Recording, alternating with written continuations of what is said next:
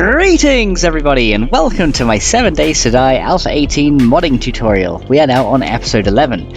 In the last episode guys, we covered how to add schematics to recipes in items XML. So everything you've learned about items and recipes XML guys, we kind of combined all those things together to give some recipes schematics to unlock them. Now we will be discussing how to do that via a perk a little bit later on, but for now I wanted to go ahead and move on to some other files just to get you guys into a little bit more of modding, and there's a couple of examples that I will be showing you in the next couple of episodes where we're going to need to use a new type of XPath function that we haven't yet seen. So we're going to go ahead and delve right in. In this episode guys, we're going to look at the traders XML, and there's a lot of stuff to do with traders that we can go ahead and tweak, and a little bit of maths that I got to talk about when it comes to working out prices and things like that. So let's go ahead and open up our 7 days to die main folder, and we're going to open up two things. First of all, we're going to go into data, we're going to go into config, and then we're going to go open the vanilla traders file. So you're going to go right down here, and traders is here, so just double click it and let's open this up in our little notepad++ here, and then we're going to come back out of that and then go into our modlets folder, so into mods, then into my first modlet or whatever you called your one, go to config, and then there should be, unless you deleted it, a traders file right here. If not, then go ahead and create one, and let's go ahead and double click this, and here we go. So you should have something pretty similar to this. There's a configs file right here, and this is what we're going to go ahead and add our stuff to. So before we actually start doing this, we're going to make some notes just so you guys are familiar with what each of these things do in the traders XML. So the traders XML is very different than what we've seen before. So you'll see that right at the start there is the traders opening tag actually has some attributes right at the start, which we're going to go ahead and go through and tweak. So it says the traders have a buy markup of 2, a sell markdown of 0.2, a quality mod of a range. So this is actually the minimum 0.4 and the maximum of 8, and it also has the currency item. So you can actually, this one right here, very obvious what it is. This says that the traders actually use casino coins as their currency, but you can go ahead and change this to something else if you would like to. And we're going to go ahead and do that. Now, what we're going to go ahead and do is we're going to go ahead and look at these things in turn and kind of discuss what they're going to do. So what we're going to do is we're going to say, look at the buy markup first. So when you trade, you buy items and you sell items, right? Now, when you go into items XML, for example, and set up an item, you might have remembered that we set an economic value for some of these things. Now, the buy markup is how much it will cost to buy the item from the trader. Okay, so let's go and look at a buy markup example. So let's say buy markups, right? So a buy markup is, this is how much it costs you to buy stuff from the trader, or is it not from the trader, from the trader? Okay, so that's what the buy markups actually do. And to work it out, so to work this out, we do the economic value. We use, and then this formula is what we use. So we're going to say trader price equals, and then it's going to be economic value of item or block, and then times the buy markup value. So if an item has an economic value, I'll just call it EV, of 200 casino coins, and the buy markup is 2, then trader price is going to be simply 200 times 2, which is going to be 400. So it costs 400 casino coins to buy this item from the trader, or to buy this from the trader. There you go. Awesome. And this is actually independent of any perks. So this is so as a note, we're going to say note, this is calculated before perks such as better barter. Okay, so that's what the buy markup is. So pretty much this is what it does. So yeah, if you have an item of like 200 casino coins and the buy markup is set to 2, the trader will sell that item for 400 casino coins. Okay, the sell markdown is very similar. So you'll also see we have a sell markdown property here. Now the sell markdown is how much the trader will buy the item from you. Okay, so it's a little bit weird. You thought the sell markdown is how much the trader sells it for, and the buy markdown is how much the trader buys it for, but it's actually from the perspective of you. So the buy markup is how much it costs you to buy it, and sell markdown is how much the trader reduces it when you sell it, right? So sell markdown, so this is how much the trader will pay you when you sell him an item. And then to work this out, it's similar to buy markup. So this time it's going to be price or coins you get is going to be economic value of item. So economic value of item or block times the sell markdown value. Okay, so that's pretty easy to understand. So what this means then is so if yeah, so then we can say similarly, so if an item has an EV of 200 again, casino coins, and the sell markdown is 0.2, then we're going to say coins you get is going to be 200 times 0.2, which is going to be 40 casino coins. There you go. So, and again, that's calculated before the perks such as better barter. So both of these things are calculated before better barter. So let's go ahead and do this. Let's grab this guy. So yeah, this is how the calculations works. So I'm going to put this up here so we can say that both of these things are how it works before. Okay, so now we have an understanding of what buy markup and sell markdown actually does. Let's go ahead and make something to allow the trader to sell items for less money and buy items for more money. So let's go ahead and set up something to make this work. So let's do something really cool. This will let the trader sell stuff to us for less and buy stuff from us for more. Okay, so the XPath for this is actually really easy. So what we're going to do, we're going to be changing the value of these attributes. So remember, when we change the value of an attribute inside an element, we use the set attribute XPath. So let's go ahead and do this. So we're going to go set attribute, and then we're going to get XPath. And in this case, the XPath is really simple because the attributes are within the root node, which is just /traders. So starting from the root, the first node we have is traders. And literally, that's it. That's the XPath we need. Don't need to do anything else of that. So it's a really easy XPath to do. And then the name of the attribute that we want to do is going to be buy underscore markup. So we're going to copy this guy. So the name of this guy is buy markup. And then let's say instead of a 2, it's going to be 1.5. Okay, so we're going to change this to 1.5. So say if an item has an economic value of 200, instead of the trader usually selling it to us for 400, he'll sell it to us for 300. Okay, so this is going to be pretty cool. And let's go ahead and do one for the selling as well. So we're going to do set attribute again, and an XPath. So the XPath again is just traders because the sell markdown is in the same node. So sell underscore markdown. And this one we're going to set, it's usually 0.2. Let's change it to 0.5.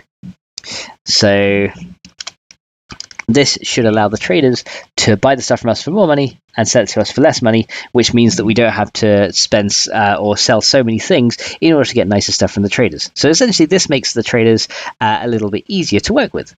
How cool is that? There we go. So now we can go ahead and do that. So there's also this one here, quality mod. Okay, now the quality mod is essentially the difference in price between a quality 1 and a quality 6 item. So what this is saying is if the trader sells you a quality 1 item, the final sale price will be multiplied by this number. If he sells you a quality 6 item, the final sale price will be multiplied by this number. Okay, so let's go ahead and have a look at this one. So let's have a little talk about quality mod. Okay, so quality mod here. here we go, quality mod. So this tells us how much the trader will differentiate the price of a quality 1 and quality 6 item. The lower number is multiplied by the final sale price for a Q1 item, and the upper number is multiplied by the final sale price for a quality 6 item. Okay, so let's go ahead and have an example. So let's go back to this guy that costs us, so let's say, yeah, the economic value, let's say if the economic value of an item is 200 and the trader or the buy markup is 2 and the quality mod is between, we'll do the default 0.48, then we can say a Q1 item price will be, it's going to be 200 times the 2. That's how much it's going to cost to buy it. But then, because it has a quality, it's also going to be multiplied by 0.4, which is going to be 400 times 0.4, which is going to be, 400 times 0.4, which is going to be 80. So a quality 1 item price will be 80 casino coins. So then, likewise, a quality 6 item. So quality 6 item price will be 200 times 2 again, but this time times 8, which is the upper limit. And that's going to be, so let's see, 200 times 8 is 1600, so it's going to be 3200 casino coins. So, and then the qualities 2, 3, 4, and 5 items will be between these. So qualities 2, 3, 4, and 5 will be somewhere between these two values. So what you can do is you can also adjust the minimum and maximum for quality mods. So you could, for example, make quality 6 items cost less. Or if you wanted quality 6 items cost the same as quality 1 items, you could do that as well. So let's go ahead and see what we can do here. So we're going to go ahead and say this will allow quality 1 items to sell for more money and quality 6 items to sell for slightly less money. Okay, so let's go ahead and do this. So the XPath for this one then is quality mod is again another one that's directly accessible within this trader's XPath, right? So the trader's node has this directly accessible to it, which is awesome. So let's go ahead and do that. So we're going to say then, we're going to go set attribute XPath, and we're going to go traders. And then the name this time is going to be quality mod is the name of the attribute that we want to set, or quality mod I should say. And then instead of, so it's currently 0.4 to 8. So what we're going to do is we're going to set this as, let's say 0.8 to 4. Okay, so this is going to allow quality 6 items to sell for less and quality 1 items to sell for more, which is going to be pretty cool. So let's go ahead and do one more change. And the last change we're going to do is we're going to say, let's go ahead and change the currency of the trader from a casino coin to old cash, because that kind of makes more sense. The trader will have cash rather than coins. Okay, so let's say this will change the currency of the trader from casino coins to old cash.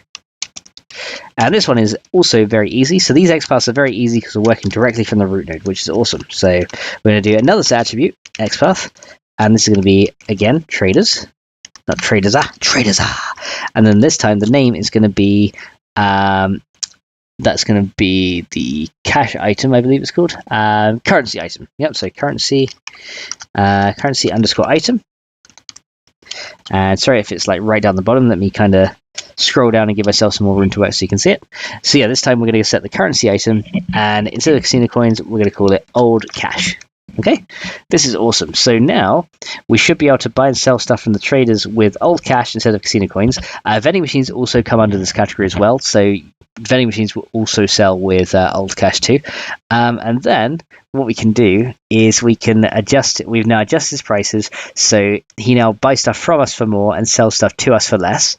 And quality 1 items are worth slightly more, and quality 6 items are worth slightly less, so there's less of a gap between each of the quality levels. So now it should be easier to get high level quality items, and when we're selling quality 1 items, we won't get such pitiful amounts for them. Right, so that's awesome. So let's go ahead and save all this, and let's start up the let's start 7 days and see this in action. So let's go Steam, there we go, Steam, and come to here, and then we're going to go to my library and start 7 days. Here we go.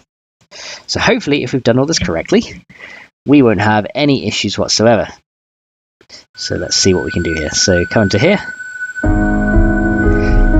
and then let's go ahead and load up our test world. I set up a second test world just for other debugging purposes, but we're going to go into a test world. And I've already gone ahead and made my way to a trader in here. So we're going to go creative mode, debug mode, and we're going to reset this trader's inventory, and then we're going to see how this all works.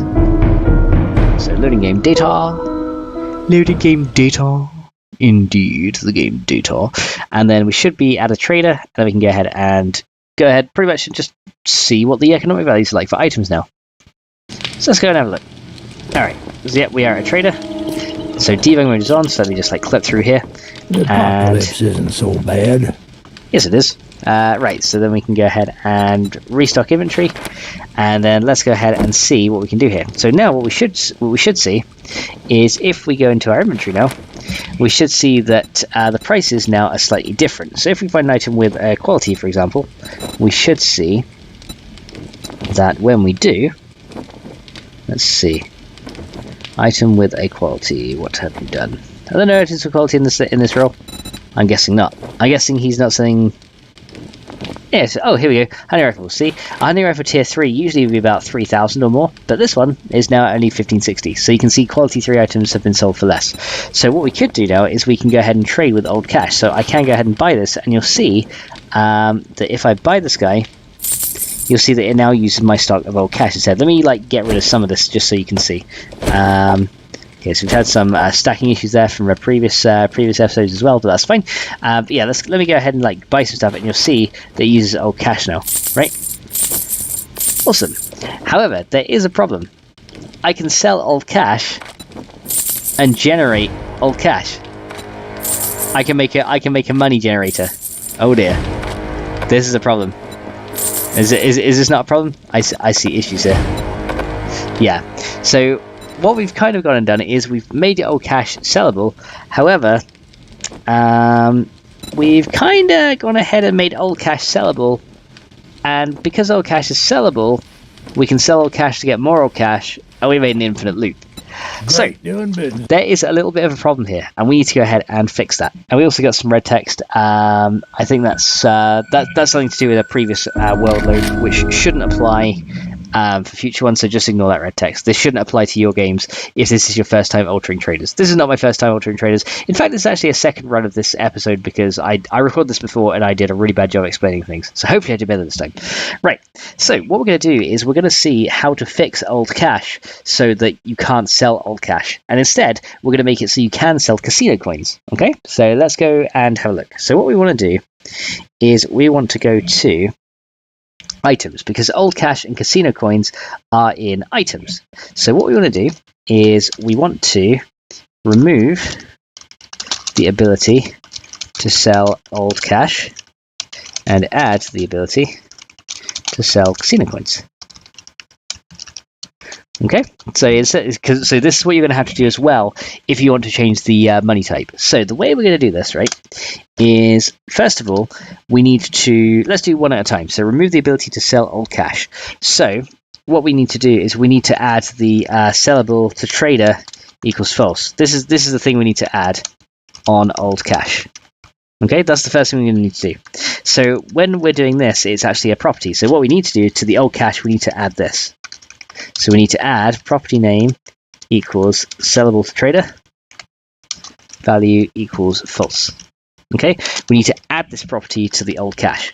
Now remember, when you're adding properties to an XML node, we can go ahead and use the append, right? So we're going to go and append this.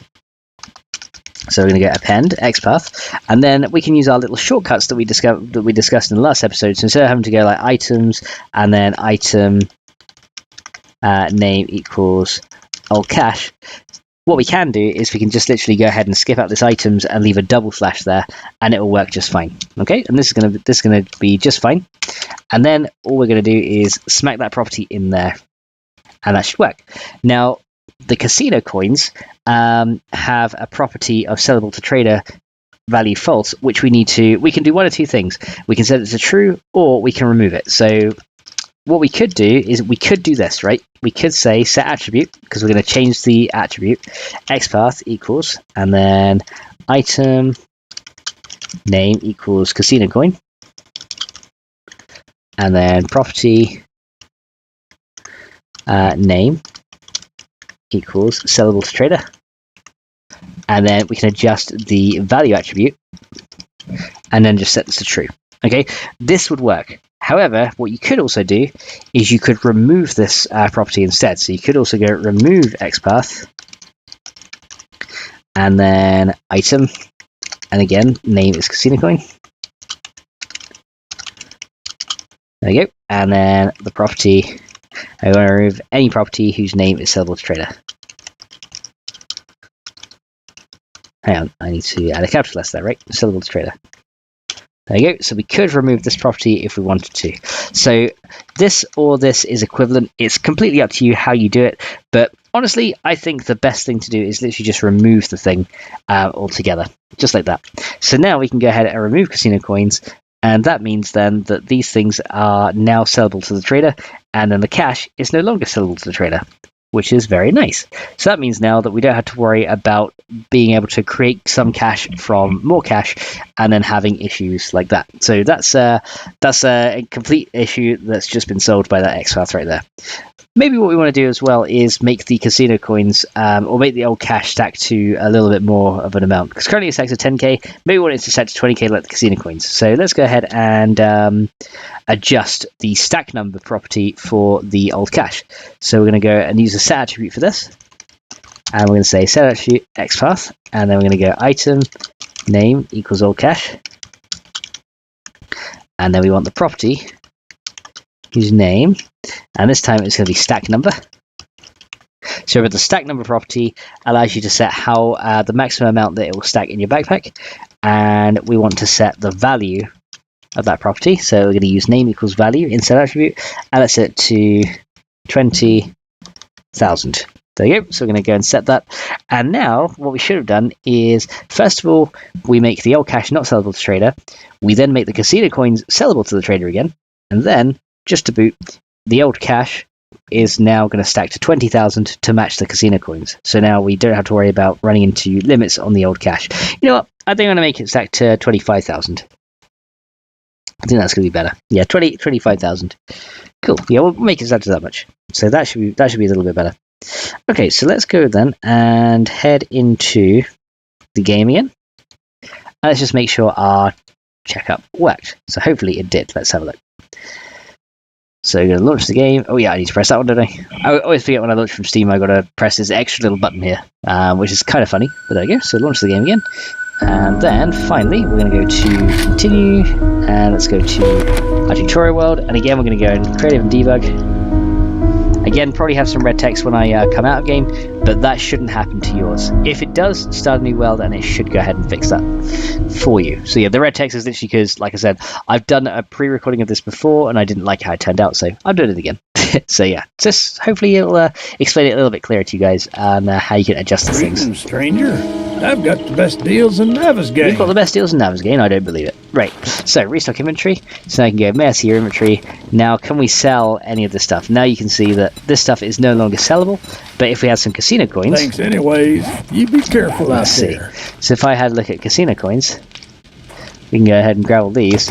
You'll see that he does actually buy these. So see your inventory and casino coins, he does actually go ahead and buy for a pretty nice price actually. And look at that, we've actually got the stack sizes sorted out now, so they stack to 25,000, and there you go guys. As you can see, this is very awesome. Thanks for shopping here. Come again. You are welcome, good sir. Alright, so the last thing I want to cover, which is going to be pretty nice, before we go ahead off, is how can we change the trader's opening and closing times? Because, you know, some of you might be like, oh, you know, I hate getting kicked out of the trader, like, before 10 p.m., and I hate having to wait till 6:05 in the morning, right? How can we go ahead and adjust that? Well, let's go back into the main traders file. Now, first thing you'll see is this trader item groups node, right? And then inside this is a load of trader item groups. In this episode, we're going to completely ignore this, okay? So just completely ignore it. It doesn't matter. We're going to go ahead and skip this. I'm going to go all the way down, and then eventually you'll come to the end of this node, and you'll come down to here. And then you'll actually see these nodes right here, trader info nodes, and this is the one we want. So every trader in the current game, in Alpha 19, this is probably going to be different because they're doing more traders, but in Alpha 18, as it stands so far, the trader info, which has the ID of 1, is what currently every trader uses. So every trader uses this ID. Okay, so if you make a change to this ID, it will affect all the traders. Vending machines also have their own group. So if I go and show you that, there's the player-owned vending machine has an ID of 3. The vending machines found in the world, which are for you know, like the soda machines and stuff, that has an ID of 4. So if you want to make changes to the vending machines, you'd use this one. And then the rented vending machines has an ID of 5, which is pretty nice. Okay, and we're going to go ahead and see how we can adjust these.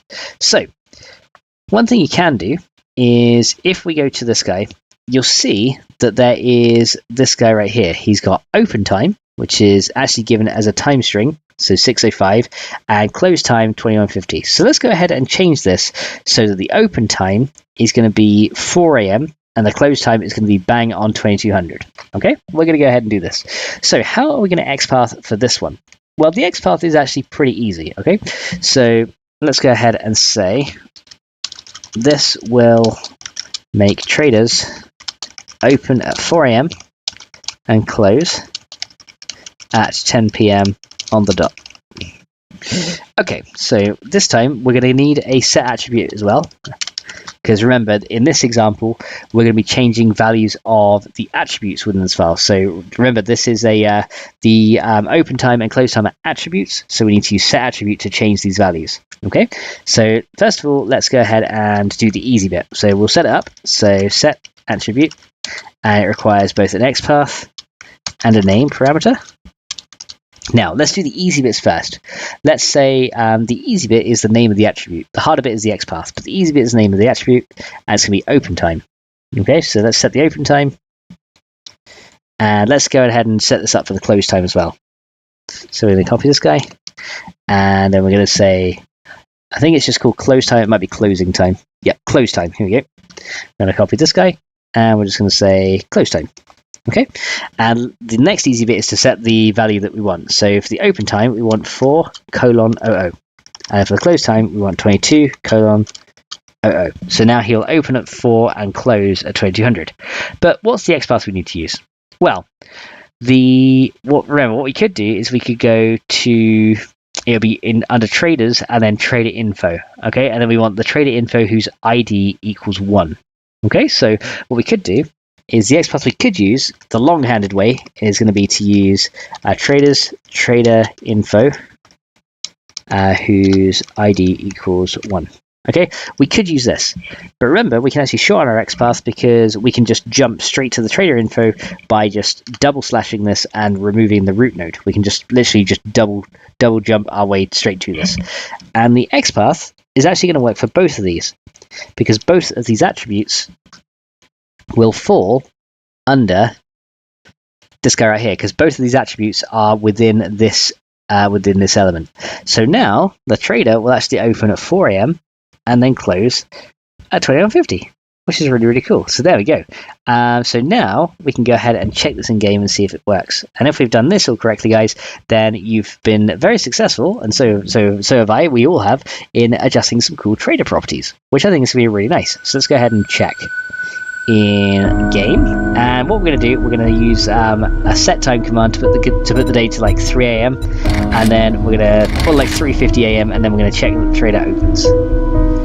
Okay, this time I didn't get any text issues, so that should be fine. Okay, so we're going to go into creative and debug. CM DM. There you go. Creative mode and debug mode. In F1, use the F1 test, see if we get any yellow text. I don't think we did. Oh, wait a minute. Was that an issue up there? Stranger. I guess just no. That's not an issue that we need to worry about. Okay, so let's go ahead and head outside. There you go.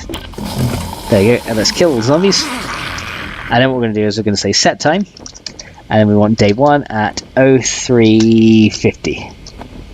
Okay, so what should happen now is if I go to the traders right now, I should, as expected, get kicked out. Okay, so what we're going to do is we're going to wait for it to go ahead and come to 4 a.m. and then we should hear this guy play his opening jingle, and then we should be able to go in. So let's go ahead and wait over here till 4 a.m. and hopefully this guy will open. So 3:57, 3:58. I don't want to like run all the way back again, so let's just go and wait here. So it shouldn't take too long, and it should be opening any moment now. There you go. Trader Joel's is now open. And there we go. Trader Joel's is now open, and we can go in. Look at that. Go in here, and there we go. We can now access the trader at 4. Now let's just check his close time worked as well. So let's go and set time. And this time we're going to set it to 21:55 or 21:56. Cool. So you'll set it to 21:56, and then as soon as he gets to 21 or 2200 now. So there we go. See, I'm still here all the way up to 2200 now. So 21:58, 21:59, and then as soon as it hits 2200, I should get teleported out. Oh, and I gave myself food poisoning from rotten flesh. Look at that. Trader Joel's is now closed. And there we go. So yeah, I just gave myself food poisoning from rotten flesh as well because I accidentally pressed the button. But yeah, as you can see, the trader opening and close times have now been adjusted, which is really, really nice. Cool. So let's go ahead and come on up here. And there we go, guys. We have had a successful little look at the traders, which is really, really cool. So I'm going to go ahead and end off the episode here, guys. In the next episode, we're going to cover some more of these trader properties, and we're going to start looking at the trader item groups as well, so I can show you how to manipulate these groups to either make stuff always show up, or how to make more stuff appear at the traders, or how to make less stuff appear at the traders as well. So yeah, there's going to be some really cool things going on here as well. So yeah, lots to show you. But for now, guys, I'm going to go ahead and end off the episode right here. So thank you guys so much for watching, and I will see you guys in the next one. So until then, bye!